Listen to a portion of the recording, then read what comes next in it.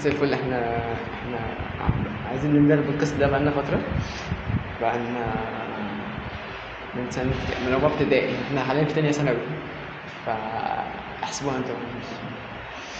مهم يعني، فاحنا قررنا هنبدأ بودكاست بستارت اب بسيط جدا. يعني احنا الميكروفون سمعناه اصلا، سماعة التابلت بتاع الدراسة، فحاجة صعبة جدا يعني.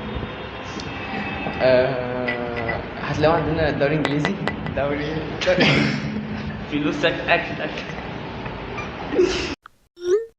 دوري اسباني، اهلي زمالك، دوري سعودي، فانتسي، كل ملذ وطاج يعني هتلاقيه عندنا. تحب تقول حاجه؟ احنا نسينا نعرفكم نفسنا اصلا. معز ومازن.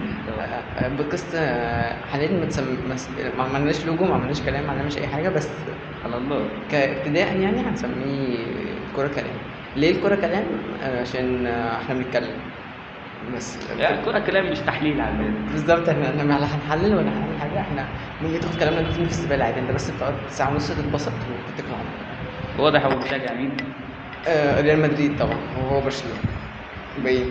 النادي الأعظم برشلونه.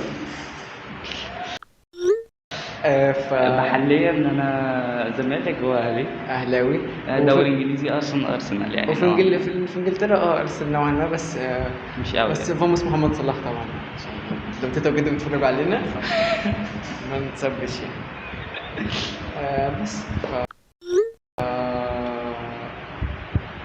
يعني نشر بقى البودكاست وكده، وهنحاول على قد ما نقدر ننتظم اسبوعيا يعني. هنحاول نظبطها بين الدراسة وكده. هتبقى غالبا يوم الأحد، عشان طبعا هتبقى في جولات لسه ما اتلعبتش وماتشات لسه ما اتلعبتش. فاحنا نظامها هيبقى كالآتي يعني. احنا هنعمل ماتش يوم السبت والحد اللي قبليه، عشان احنا الدروس عندنا مش ثابتة، فهو يوم السبت والحد اللي قبليه هنعمل هنبدأ الشكل. حاجة ممكن نتصور بودكاست ويبقى فاحنا- عندك يوم الأحد إن شاء الله. فانت هتسمعنا أو في نص هيبقى نص- غالبا على نهاية الدوري الإنجليزي. نص الجولة يعني بين السبت والحد انت هتسمعنا ان شاء الله. على يوم الاثنين إن شاء الله هتشوف بقى هتلاقي توقعاتنا صح والغلط على طول، فاهم؟ بس عندنا فقرة في الآخر لكل حلقة، كل واحد فينا هيرمي رأي مثير للجدل وهنتناقش فيه، يعني عايزين رأيكم فيهم إن شاء الله. بس ويبقى في فقرة توقعات طبعا.